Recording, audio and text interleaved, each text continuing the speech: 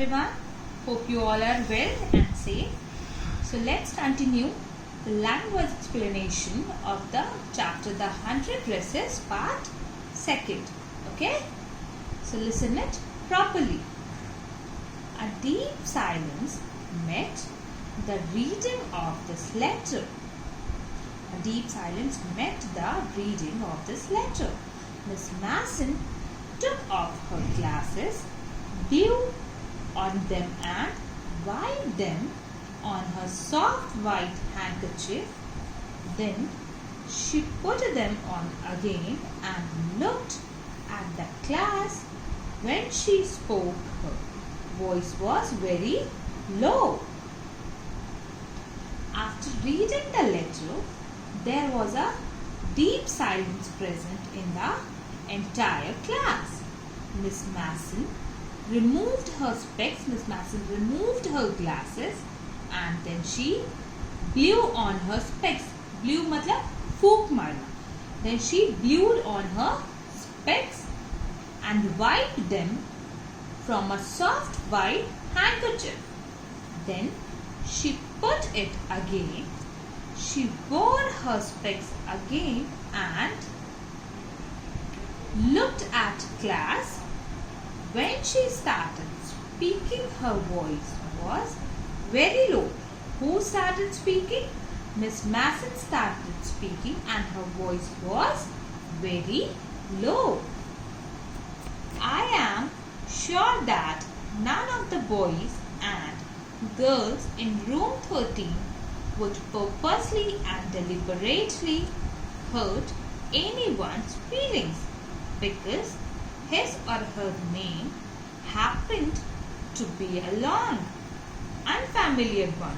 I prefer to think that what was said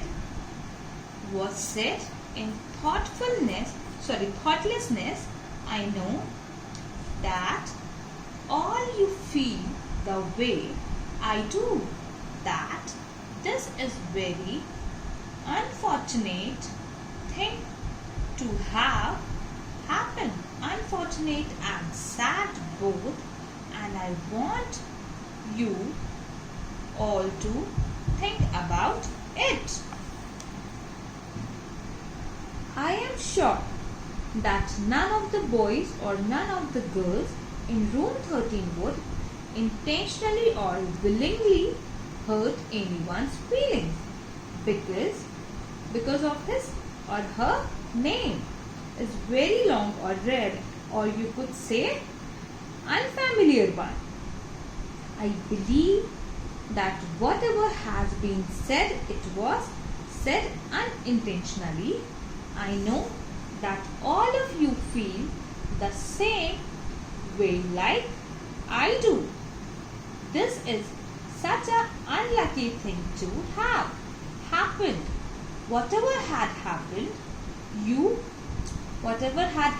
that was just unlucky, and I want you all means the whole class, the entire class will think about it. Who is saying all this to whom? Miss Masson is saying all this to the entire class. The first period was a study period. Maddie tried to prepare her lessons, but she couldn't put her mind on her work. The first period was a study period. Maddie tried to prepare her lessons, but she was unable to put her mind on work. She was unable to concentrate. The first period was a study period. Maddie tried to prepare her lessons, but she couldn't put her mind on her work. She had a very sick feeling in the bottom of her stomach. True, she had not enjoyed listening to Peggy ask Wanda how many dresses she had in her closet. But she had said nothing. She had stood by silently, and that was just as bad as what Peggy had done. Worse, she was a coward. Coward means बुजदिल होता है, okay? She was a coward.